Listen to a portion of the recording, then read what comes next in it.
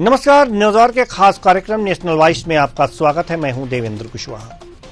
हम national voice में करते हैं देश विदेश के महत्वपूर्ण मुद्दों पर विशेष चर्चा। आज चर्चा का विषय है दिल्ली में 2025 में होने वाले विधानसभा चुनाव। दिल्ली विधानसभा चुनाव को लेकर राजनीतिक दलों ने कवायद शुरू कर दी है। एक ओर तो आम आदमी पार्टी के संयोजक अरविंद केजरीवाल विधानसभा चुनाव की तैयारी में जुट चुके हैं, लेकिन उनकी कार्यशैली सवालों के घेरे में है। तो वहीं दूसरी ओर चुनाव से पहले वोटर्स पर बीजेपी और आम आदमी पार्टी में बहस हो रही है। आखिर किस वजह से केजरीवाल की कार्यशैली पर सवाल उठ रहे हैं और इस चुनाव में वोटर लिस्ट को लेकर क्यों आम आदमी पार्टी और बीजेपी आमने सामने है, आज इसी मुद्दे पर करेंगे चर्चा। तो आइए शुरू करते हैं नेशनल वॉइस।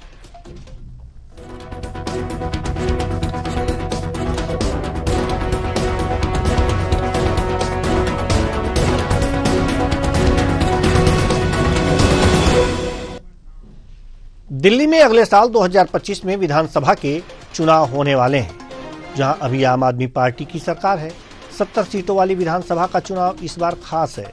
दरअसल चुनाव से पहले एक बड़े घटनाक्रम के बाद केजरीवाल को दिल्ली के मुख्यमंत्री की कुर्सी छोड़कर अपनी पार्टी की आतिशी को सीएम बनाना पड़ा। अब अरविंद केजरीवाल फिर विधानसभा चुनाव की तैयारी में जुटे हैं, लेकिन उनकी कार्यशैली सवालों के घेरे में है।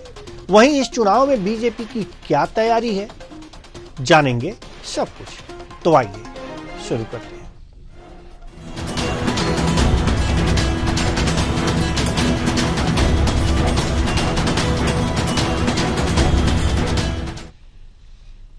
इस बार के विधानसभा चुनाव में अरविंद केजरीवाल सबसे कमजोर विकेट पर हैं।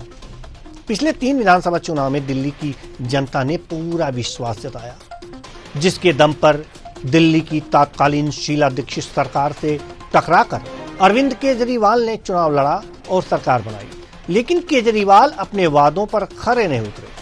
उन पर आरोप है। क्या आरोप है, हम आपको ग्राफिक्स के माध्यम से बता रहे हैं। अपने आदर्शों और मूल्यों की इन्होंने तिलांजलि दी है। सत्ता के लिए कई तरह के ये समझौते किए हैं। सत्ता के लिए भ्रष्टाचार के अनगिनत आरोप हैं इन पर। लाचार प्रशासन और टकराव की राजनीति रही है इनकी। सिर्फ लोक लुभावन वादों के सहारे ये पिछले 5 साल में दिल्ली में कोई सुधार नहीं हो पाया है।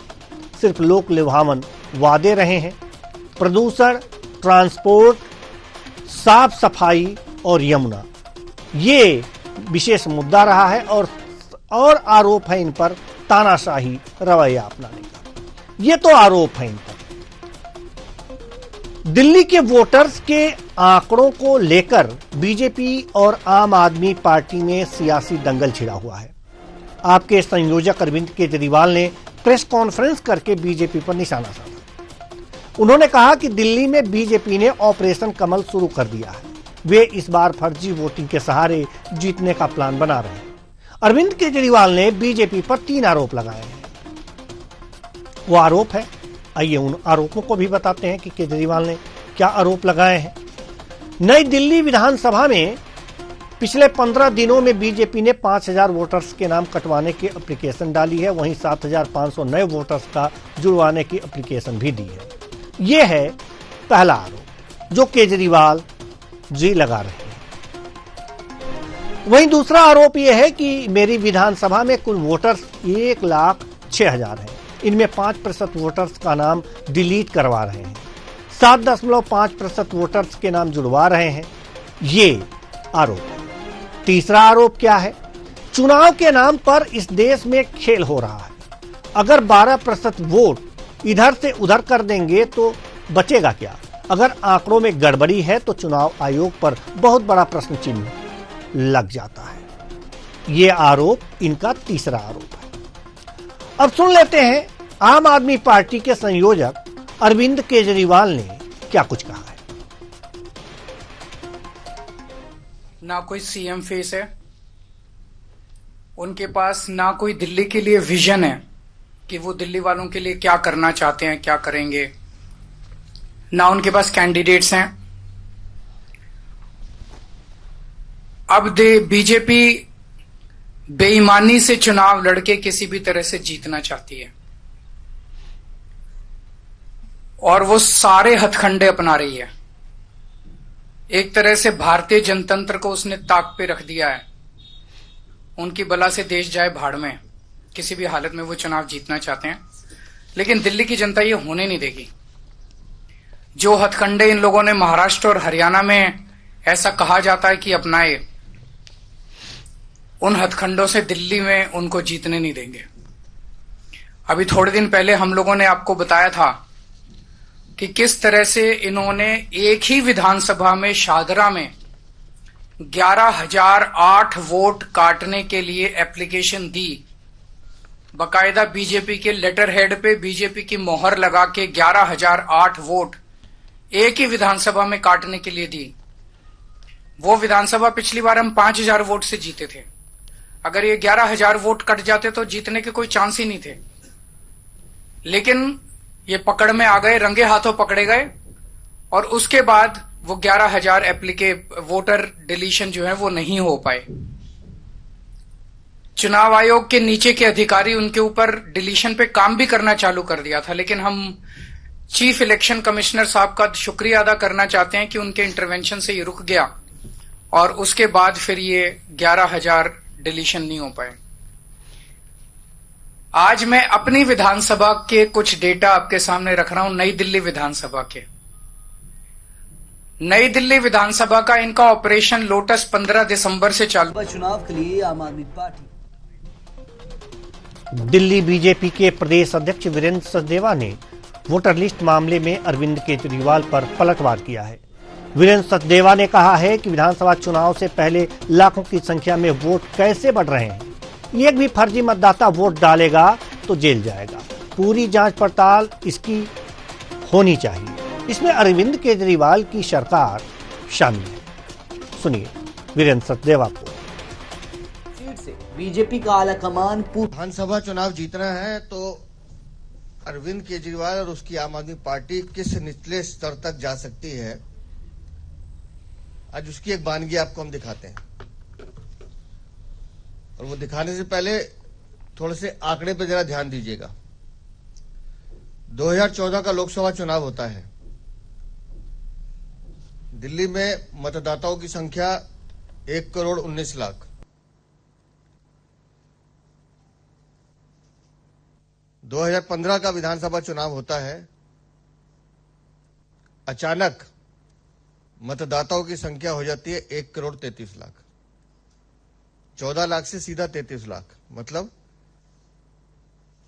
13 लाख से ज्यादा वोट अचानक 8-9 महीने में बढ़ाए जाते हैं। कहां से आए ये 14 लाख लोग? कौन लाया इनको? कोई जवाब नहीं है।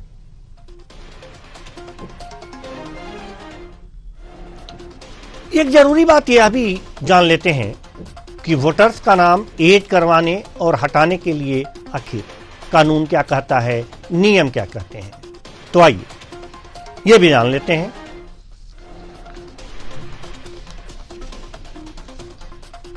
किसी भी विधानसभा में 2% से ज्यादा वोटर्स का नाम डिलीट करने और 4% से ज्यादा वोटर्स का नाम ऐड करवाने की एप्लीकेशन अगर आती है तो इसे बूथ लेवल ऑफिसर के लिए वेरिफिकेशन के लिए नहीं दिया जाता।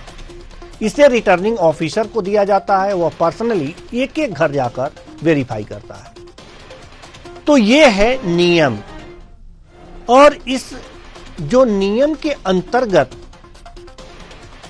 जो रिटर्निंग ऑफिसर होगा, अगर जो 4% से ज्यादा नाम ऐड करने हैं या 2% से ज्यादा नाम डिलीट करने हैं, तो उसके लिए रिटर्निंग ऑफिसर होता है और वो ऑफिसर जो दिए गए नाम एप्लीकेशन में होते हैं उसका जाके वेरिफिकेशन करता है। उसके बाद ही नाम ऐड होते हैं या डिलीट किए जाते हैं। अगर 2% से कम है डिलीट की संख्या और 4% से कम है ऐड करने की संख्या, तो वो जो है बूथ लेवल के जो कार्यकर्ता होते हैं जो बूथ लेवल के अधिकारी होते हैं, ऑफिसर्स होते हैं, उनसे ही करा लिया जाता है। तो ये नियम है और ये कानून है। और इसी ऐड कराने, नाम कटवाने और नाम बढ़वाने को लेकर की जंग चल रही है इस समय बीजेपी और कांग्रेस में। आज इसी मुद्दे पर हम चर्चा करेंगे और चर्चा के लिए हमारे साथ जो मेहमान जुड़े हुए हैं उनसे आपका परिचय करा दें। प्रदीप भटनागर जी, प्रवक्ता बीजेपी, बहुत बहुत स्वागत है आपका हमारे इस कार्यक्रम में। रमाकांत पटेल जी, नेता आम आदमी पार्टी, आपका भी बहुत बहुत स्वागत है हमारे इस कार्यक्रम में। मनीष अग्रवाल जी, राजनीतिक विश्लेषक, तीनों मेहमानों का बहुत बहुत स्वागत है हमारे इस कार्यक्रम में। चलिए चर्चा की शुरुआत हम करते हैं। सबसे पहले रमाकांत पटेल जी, चर्चा की शुरुआत आपसे। मुस्कुरा रहे हैं, मुस्कुराते रहिए। और आपकी जो दिल्ली की सरकार है, लगातार आप उस पे अन्य पार्टियों पे झाड़ू चला रहे हैं, तो इस बार भी आपके झाड़ू चलेंगे या नहीं, लेकिन आप पर आरोप हैं। ये जो आरोप हैं उसका जिक्र है कि अपने आदर्श और मूल्यों को आप लोगों ने तिलांजलि दे दी है, जो कहा है वो नहीं किया है। भ्रष्टाचार के अनगिनत आरोप हैं और लाचार प्रशासन है, टकराव की राजनीति आप लोग करते हैं। ये तमाम करके आप लोगों के ऊपर आरोप हैं और इन आरोपों को लेकर के आप जनता के बीच जा रहे हैं। इन आरोपों पर आप क्या कहेंगे?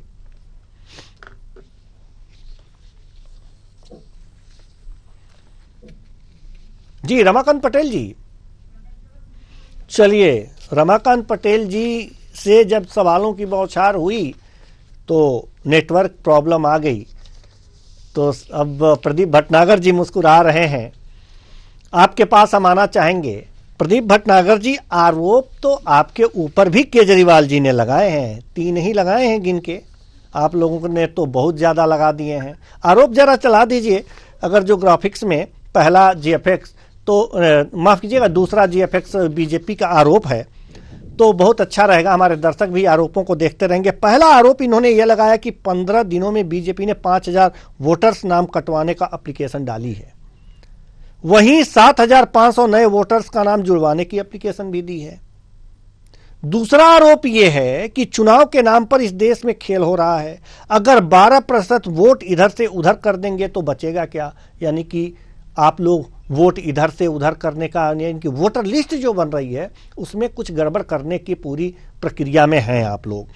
तीसरा जो आपके ऊपर केजरीवाल जी ने आरोप लगाया है वो है कि 1,06,000 इनके विधानसभा में, केजरीवाल साहब की विधानसभा में वोटर्स हैं, इसमें 5% वोटर्स का नाम डिलीट करवा रहे हैं। बड़ी जघन्य आरोप हैं। इस तरह से तो लोकतंत्र नहीं बचेगा। जवाब दीजिए। मेरी आवाज बिल्कुल आ रही है आपको? अगर ये पुष्पा जी, क्या है ये चीजें जो आ रही है सामने वोटर्स की, मैं इसके बारे में थोड़ा दर्शक, हम लोग नगर निगम चुनाव हुई दिल्ली के अंदर, तो मुझे जो भारतीय जनता पार्टी संगठन ने सेवा पुलिस से दिल्ली भेजा था, और मैंने चीजों को यहाँ पे लिखा कि नगर निगम चुनाव के अंदर जो वोटर ये चाहिए होते, चाहे नगर निगम चुनाव हो या लोकसभा या विधानसभा,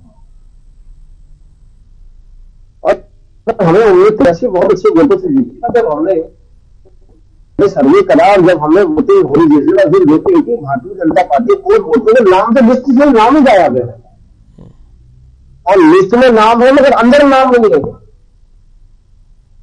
तो जो हमने हजारों वोटियों में नुकसान देखे थे, वोटर परेशान थे, जीते कि अंदरूनी तरीके से पहले ही काम कर दिया गया था नगर निगम के अंदर कि किस तरह आम आदमी पार्टी ने नगर निगम में नाम कटवाने का काम करा।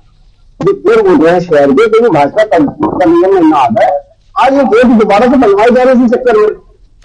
ये मजबूरी आ गई है क्योंकि नगर निगम में जो फेला उन्होंने करा वो उजागर हो गया है, और पार्टी कार्यकर्ता उन वोटों को दोबारा बनाने के लिए काम नहीं कर रहा है। केजरीवाल जिसे चिल्ला रहे हैं, जब ये कहते हैं कि भाई मैं दिल्ली का बेटा हुआ, मैंने यह काम किया है, तो डर किस बात का, घबरा क्यों रहे हैं? नगर निगम में कर लिया था। तो ये समझने वाली चढ़ने पुष्पा जी बात तो यही है ना कि किस प्रकार से आप मुंह डल रहे हैं कि आपको पता है कि दिल्ली की जनता ने आपको इस बार आपके पीछे लात मार दी है, आपको हटा दिया है दिल्ली में, आप भ्रष्टाचारी हो, आप चोर हो, डकैत हो, दिल्ली के असमत लूटने वाले हो, दिल्ली को बर्बाद करने वाली का दिल्ली जो राजधानी है, भारत की दिल है, आप उस दिल के अंदर आपने इतनी ब्लॉकेज कर दी है कि डॉक्टर भी नहीं काम कर पा रहे। तो ये चीज समझने वाली ये भी आपने ना शिक्षा में काम करा, चिल्लाते नहीं गए टीवी पे, आप नेता प्रमुख आप चिल्लाते बहुत है, और आप यही चिल्लाते शिक्षा पे काम करा, मैंने बिजली पे काम करा, मैंने ये करा वो करा, आज तक पीडब्ल्यूडी में रेट तैयार नहीं 10 साल की। यमुना जी ढूंढ यमुना सफाई में भाव चलाते बेचारे ढूंढ तक नाला बन गया यमुना जी, जो दिल्ली की पहचान है, तो दिल्ली की अपनी नदी तो है नहीं जी, ये पहचान है, और वो खोल दी जाती नाला का रूप ले छुड़ी है। अरे उत्तर प्रदेश जाके देखिए कि हमने गंगा सफाई के लिए कैसे हार्वेस्टिंग के बड़े बड़े प्लांट कानपुर में लगा दिए, इलाहाबाद प्रयागराज में लगा दिए, बड़े में जहां जहां से निकल रहे वहां लगा दिए, भीमार बना दिए, पानी ट्रीटमेंट बहुत से निकलता है कि हमसे पूछते हैं, इन्होंने कहा ट्रीटमेंट दिल्ली में प्लांट लगा दिए, दिल्ली पानी तक पीने के लिए। जो शीला दीक्षित जी दिल्ली के अंदर पाइपलाइन बिछा गए थे, उन्होंने तो नई पाइपलाइन नहीं बिछाई है, 1000 से ऊपर कॉलोनियां ऐसी है जब पानी नहीं पहुंच पाया आज तक। और दिल्ली की जो लाइट है, बता देता हूँ, दिल्ली 90% कमर्शियल है साहब, दिल्ली 90% कमर्शियल है। अभी ये किसको दे रहे हैं, किसको ले रहे हैं बता। जी ठीक है, हम आपके पास आएंगे। आपकी आवाज थोड़ी सी गूंज रही है, आपकी आवाज थोड़ी सी गूंज रही है, इसको सही हम करा लेते हैं, फिर हम आपके पास आते हैं।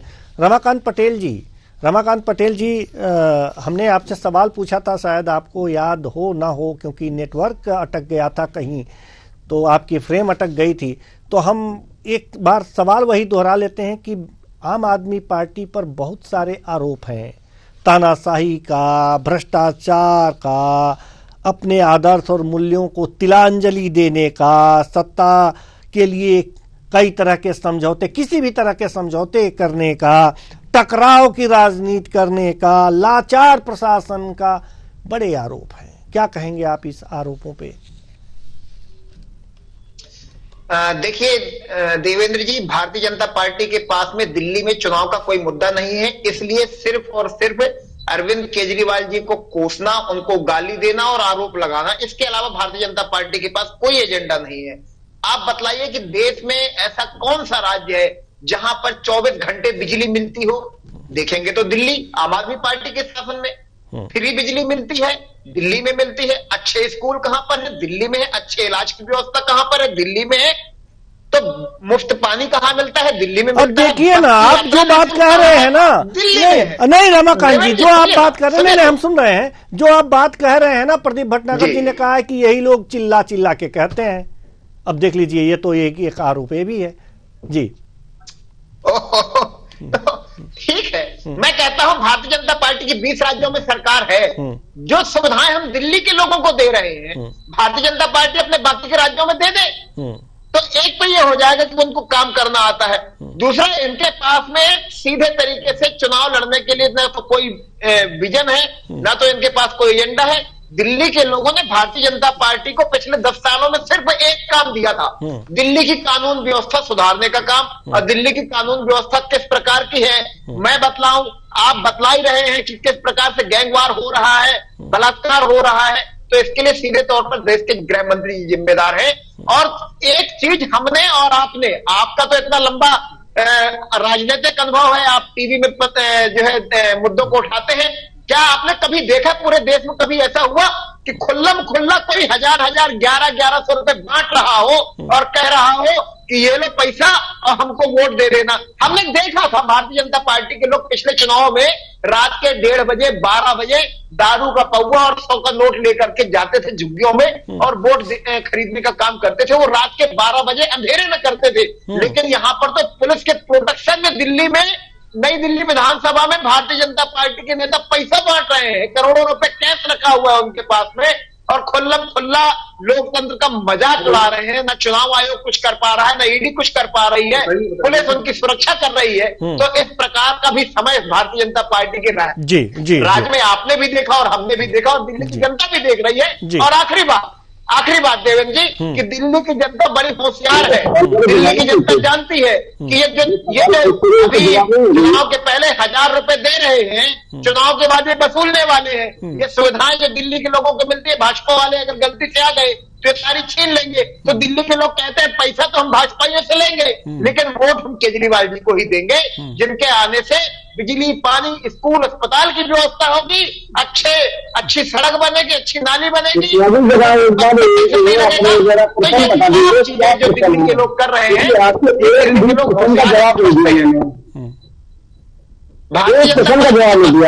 दिल्ली को लेकर। जी बिल्कुल बिल्कुल, आपने अपनी बात तो रख ली रमाकांत पटेल जी, आपने अपनी बात तो रख ली, लेकिन मेरे सवाल का जवाब नहीं दिया आपने। खैर आएंगे हम फिर आपके पास। कौन से सवाल का जवाब नहीं दिया सर? मैं बिल्कुल जवाब दूंगा। नहीं, ये तमाम आरोप हमने गिनाए थे, उसके जवाब नहीं दिया आपने। और एक बात और, मैं माफी चाहता हूँ आरोप समझ नहीं पाए, लेकिन जवाब दे दिए आपके दर्शक। मैं एक बार और आपको बता देता हूं, वो आरोप मैं आपको बता देता हूं, याद दिला देता हूं। अपने आदर्श और मूल्यों को तिलांजलि दे दी है आपने, अपने सत्ता के लिए, सत्ता के लिए नहीं।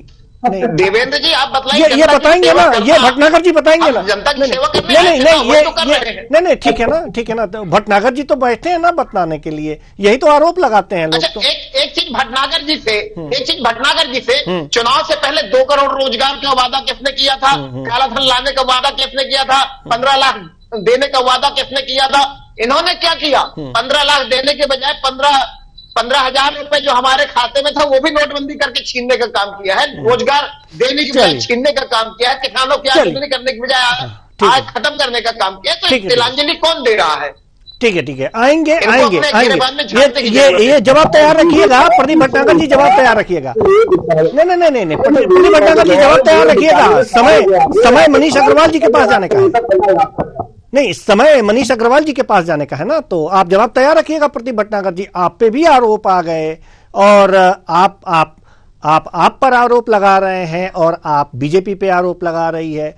तो मनीष अग्रवाल जी, सवाल ये है कि चुनाव के दौरान आरोप प्रत्यारोप तो लगते रहते हैं, लेकिन जो सबसे बड़ा आरोप है अपने आदर्शों और मूल्यों को तिलांजलि देने का, सत्ता के लिए किसी तरह के समझौते करने का, भ्रष्टाचार के अनगिनत आरोप, और जो आरोप लगाए जा रहे हैं केजरीवाल जी की तरफ से कि ये वोटों को घटाने बढ़ाने का काम, डिलीट कराने का काम के लिए तमाम एप्लीकेशन दिए जा रहे हैं, इन आरोपों में कितना दम है? दोनों के आरोपों में कितना दम है, हम ये जानना चाहते हैं आपसे।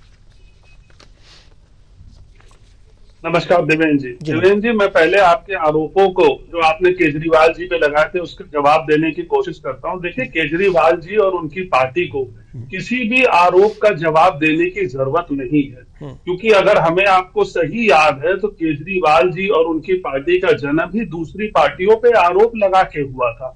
उन्होंने कभी जवाब नहीं दिया है किसी के आरोपों का। वो सिर्फ आरोप लगाते हैं, राजनीति करते हैं, जिन आरोपों में फंस जाते हैं उसमें लिखित माफी मांग लेते हैं, जैसे कि उन्होंने अरुण जेटली जी, नितिन गडकरी जी, ऐसे कुछ उदाहरण हैं जिनसे कोर्ट में माफी मांगी कि हमने गलत आरोप लगाए थे। अब हम दूसरी चीज पे आते हैं। पहली बार जो उन्होंने कांग्रेस के विरोध में चुनाव लड़ा, उसके बाद तुरंत चुनाव जीतते ही उन्होंने उन्हीं की 8 सीटों के साथ सरकार बनाई। तो वो किस आरोप का जवाब देंगे कि क्या नैतिकता है और क्या नैतिकता नहीं है? अगर हमें सही याद है तो पहली सरकार कांग्रेस के कंधे बनी थी और कांग्रेस के विरोध में ही वो जीत के आए थे। अभी अगर हम लेटेस्ट में आ जाते हैं तो जो 24 का लोकसभा चुनाव है वो उन्होंने कांग्रेस के साथ लड़ा, अब वो कांग्रेस के विरोध में दिल्ली लड़ना चाहते हैं। तो किन आरोपों का जवाब देंगे? ये जो बेचैनी का कारण है ये मैं आपको बताने की कोशिश करता हूं। अगर अभी आप 24 के लोकसभा चुनाव का डेटा देखिए तो 7 लोकसभा सीटें जो भाजपा जीती है, उन वोटों का अगर आप मूल्यांकन करेंगे तो 52 विधायक ऐसी सीट है विधायकों की जो भाजपा उस आधार पे जीत रही है। जब उस एनालिसिस की बैक स्टडी करी जा रही है तो यह दिख रहा है कि अब सरकार जा रही है। पहले थोड़ा संतुलन क्या बन जाता था, कांग्रेस जो है वो दिल्ली में कमजोर पार्टी मानी जाती थी। इस बार केजरीवाल जी ने कांग्रेस को भी लोकसभा की सीटें लड़वा के उनका जनाधार मजबूत करा है। अब जब कांग्रेस मजबूती से लड़ेगी और अगर कांग्रेस 15, 16, 17% वोट पाएगी तो फिर केजरीवाल जी को हारने से और बीजेपी को जीतने से कोई नहीं रोक सकता। इसीलिए बीजेपी त्रिकोणीय फाइट चाहती है। बीजेपी बार बार कांग्रेस पे भी आरोप लगाती है और केजरीवाल जी पे भी आरोप लगाती है कि ये दोनों पार्टियां जितनी मजबूती से एक दूसरे से लड़ेंगी, मेरी जीत का मार्ग प्रशस्त करेंगी।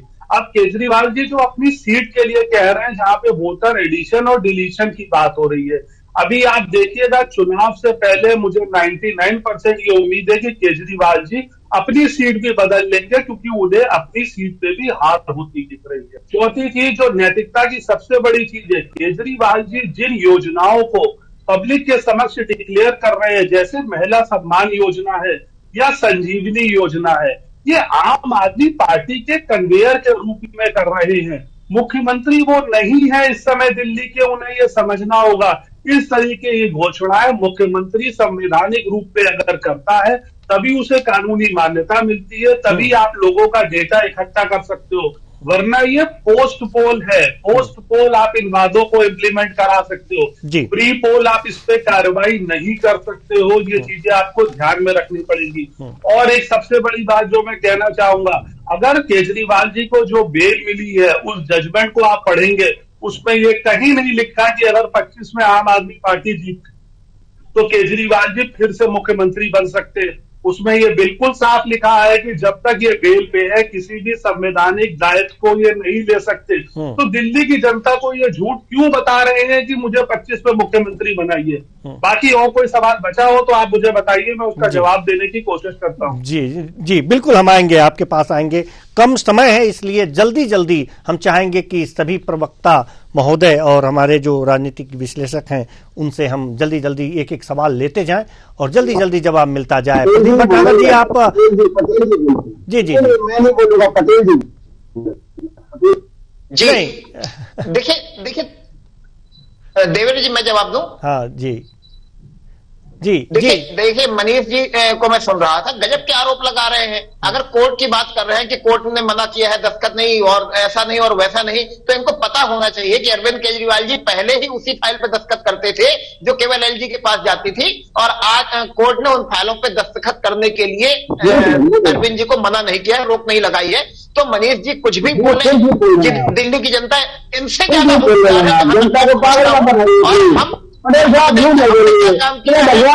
क्या काम किया है क्या नहीं किया है वो दिल्ली की जनता बेहतर तरीके से जानती है। इनके सर्टिफिकेट की जरूरत नहीं है। ये क्या काम किए हैं भारतीय जनता पार्टी के राज्यों में, ये बताएं। चलिए, कांग्रेस अरे नहीं, हमारे राजनीतिक विश्लेषक मनीष अग्रवाल जी हैं, कुछ कहना चाह रहे हैं।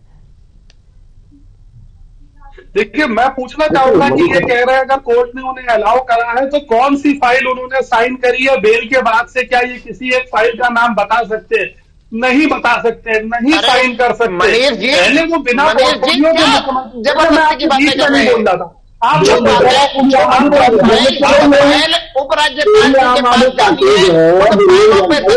केजरीवाल जी करते थे और उस पर रोक नहीं लगाई है कोर्ट ने। आप इस बात को समझिए।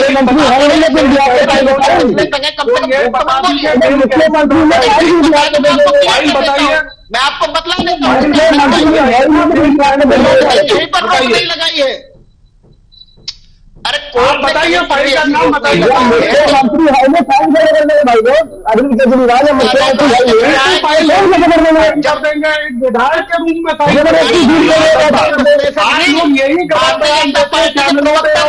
जाते हैं। नहीं, आप वाजिब जवाब दीजिए, वाजिब कोर्ट ने तो बाइक उसके बाद तो अरविंद मुख्यमंत्री नहीं है, बेल पे छोड़ा नहीं है,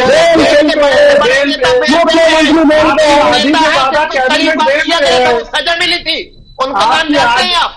एक नेता है जो तड़ी पार किए गए थे, उनको सजा मिली थी। तड़ी पार क्या होता है? तड़ी पार क्या होता है? सजा ही होती है ना। सजा नहीं होती। तड़ी पार मतलब सजा नहीं होती। क्या होता है?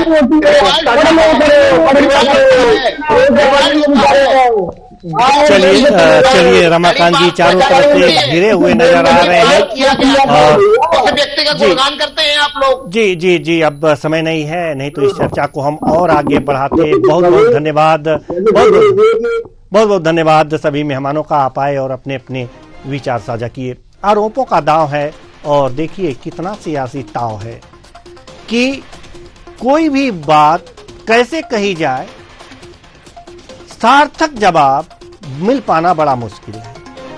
खोजबीन होनी चाहिए हर चीज की। जो राजनीतिक पार्टियों के लोग कहते हैं उसमें सत्यता कितनी है। बेल किस आधार पर मिला था? अगर जरूरी फाइलों पर हस्ताक्षर नहीं करेंगे तो मुख्यमंत्री किस काम के? अगर ऑफिस नहीं जाएंगे तो मुख्यमंत्री किस काम के? तो अगर ये सारी चीजें अगर जो होती रहेंगी और ये प्रतिबंध लगे रहेंगे तो फिर दिक्कत होगी कि नहीं होगी? फिर मुख्यमंत्री कैसे बन पाएंगे आप? यानी कि कुछ नहीं करेंगे, आप फाइलों पे साइन नहीं करेंगे। और लेकिन बात यहां पर यह है कि आम आदमी पार्टी ये कह रही है कि इस तरह के कोई प्रतिबंध नहीं लगे हैं, तो ये तो खोजबीन करने वाली बात है, क्योंकि बेल इसी आधार पर मिली थी। आतिशी जी को बनाया गया है। अब सवाल ये उठता है कि कौन सच्चा है और कौन झूठा है, ये देखने वाली बात है। तो जनता जरूर इसका आकलन करे कि सच्चा कौन है, झूठा कौन है। फिलहाल इस कार्यक्रम में इतना ही, मुझे दीजिए इजाजत, नमस्कार।